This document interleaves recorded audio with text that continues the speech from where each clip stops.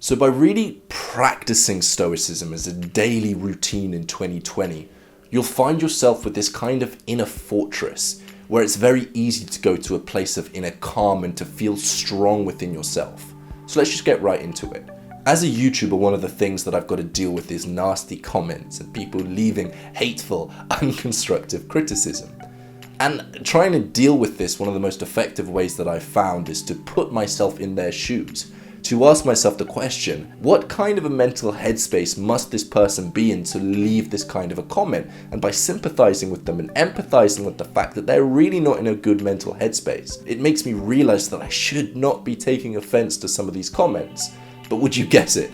Marcus Aurelius said the exact same thing over 2,000 years ago when he said that you should get inside him.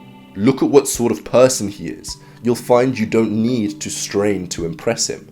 Us as humans, we're social beings, and this is great. It means we can laugh and joke and love the people around us, but it also comes with its obvious flaws. It's difficult for us to change our habits, to start to think differently. Even simple things like trying to change your clothing style. You worry that people will judge you, let alone trying new hobbies and taking your life in completely new directions. We fear what other people think of us. So the more you practice Stoicism, the more there'll be a barrier between other people's words and the way you view yourself. At the end of the day, the most important opinion is the opinion you have on yourself, not other people's opinions.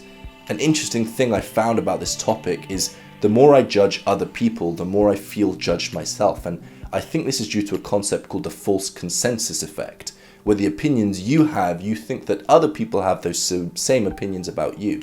So if you're going about your life judging people that are trying something new, judging people that are doing something different, you assume that everybody else is judging you when you try and do something different or when you try something new. So if you can learn to not judge other people, you'll be less paralyzed by the fear of being judged. And understanding that is one of the first benefits of implementing a Stoic practice in 2020. But the second one is you'll learn to stop talking, relentlessly talking, and just start doing. Marcus Aurelius said that you shouldn't waste time arguing about what a good man should be. You should just be one. Every single hour of your life presents you with the opportunity of decisions that decide where you go in your life and the kind of person that you become. We're always tested in the way we actually implement those decisions, the way we actually act on those decisions decides so much. Viktor Frankl said that life ultimately means taking the responsibility to find the right answer to its problems and to fulfill the task which it sets for each individual.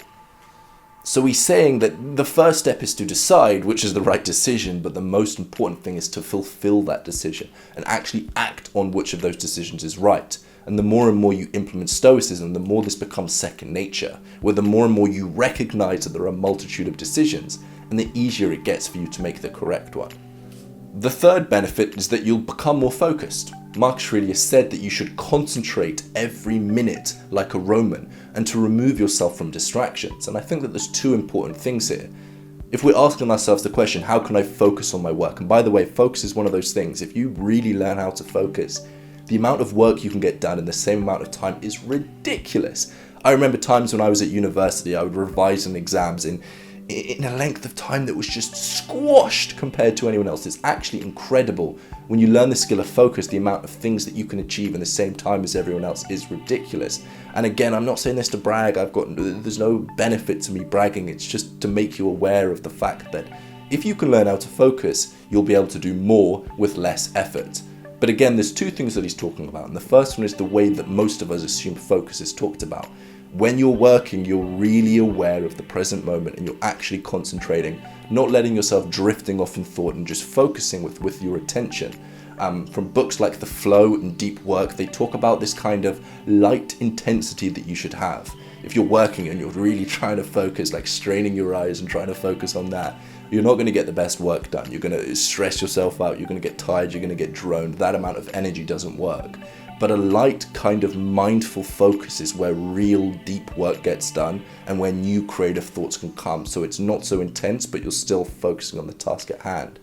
But the second thing that even Marcus Aurelius thousands of years ago mentioned is that you should remove distractions, because nowadays it is so easy to get distracted by notifications, to get distracted by our phones, but to remove those distractions actually lets you unlock a serious amount of focus.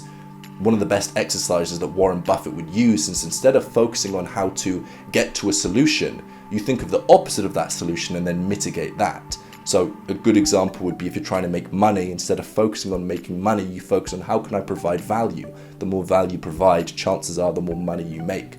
But for this example, focus, instead of always trying to focus, you ask, well, what's the opposite of focus? And that is distraction. And then instead of trying to focus more, you just remove the distraction. And that's the easiest way to get more focus. So good examples would be, again, remove notifications, have no notifications pushed to your phone. Remove your phone, put it in your bag, put it away, put it in a drawer when you're working.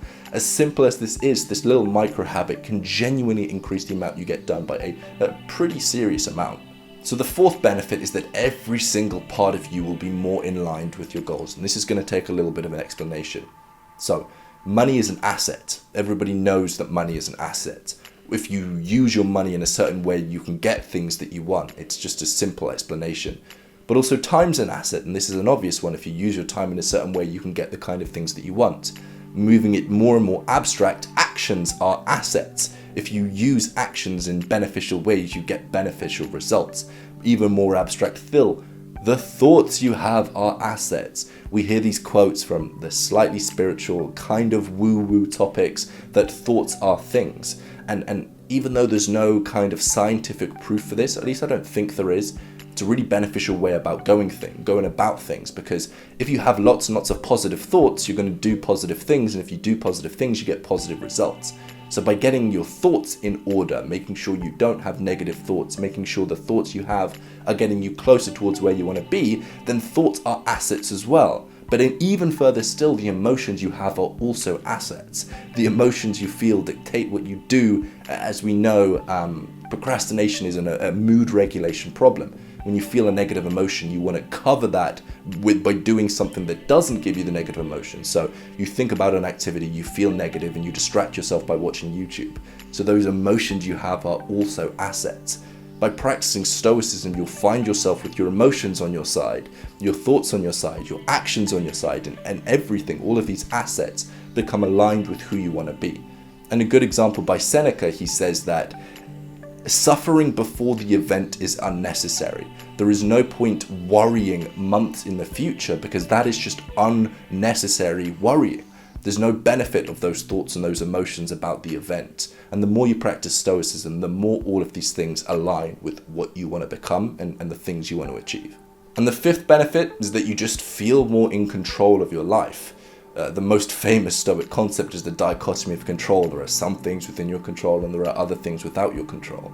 And you'd think by recognizing the things that are outside of your control, you're going to feel less in control, but the complete opposite is true.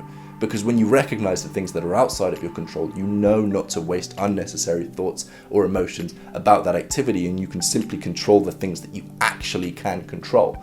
And feeling in control of your life, feeling in control of yourself, feeling in control of the actions you take is honestly one of the most fruitful ways that you can view yourself.